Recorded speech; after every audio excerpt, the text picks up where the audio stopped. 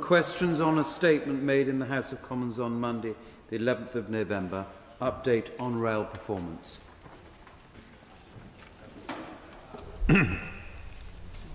My Lords, when a Secretary of State comes to the House of Commons to make a statement, I've always imagined it to be a rather portentous matter. Something serious must be afoot. I note that the noble Lord the Minister has not exercised his right to read out this statement to the House, and I can understand why, really, because it's almost completely vacuous. There is nothing really in it at all. They must be having a very quiet time in the House of Commons if they want to sit and listen to this. We learn of a few modest but welcome improvements. We learn that there is going to be new signboards at Euston. We know that tickets are going to be allowed. People will be allowed to have their tickets accepted as across publicly owned train operating companies in the event of disruption. We are even told that there are green shoots emerging at LNER. I thought that phrase had rather been cast into history, but possibly it's better than leaves on the line. But the performance improvements that the Secretary of State claims credit for in this statement are not all what they seem.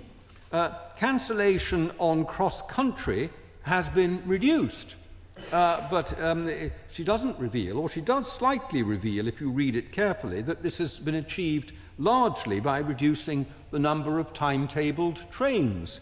Cancellations have also improved on TransPennine Express, we learn in the statement, but she does not mention that according to the Office of Rail and Road, delays have increased.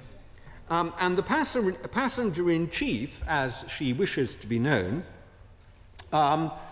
claims great progress as a result of her getting round the table with the unions. Those of us who remember her first encounter with the unions recall that she barely stayed long enough, I should imagine, even to sit at the table before she conceded all their demands. My Lords, this is not serious stuff about the railways from the government. The serious stuff is this, and it was put very squarely by the noble Lord the Minister earlier this week. It is that the railways cost as much as they did before COVID, but they only have 80% of the revenues. That is the problem. That's how he summarised it.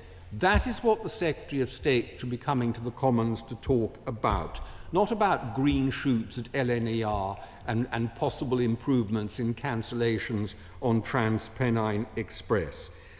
She says, as the noble Lord the Minister himself said earlier this week, that there is to be a consultation on the government's plans. He said he hoped it would be published before Christmas. She says it will be soon. We look forward to it. We will be judging it according to that standard. Does it address the problem?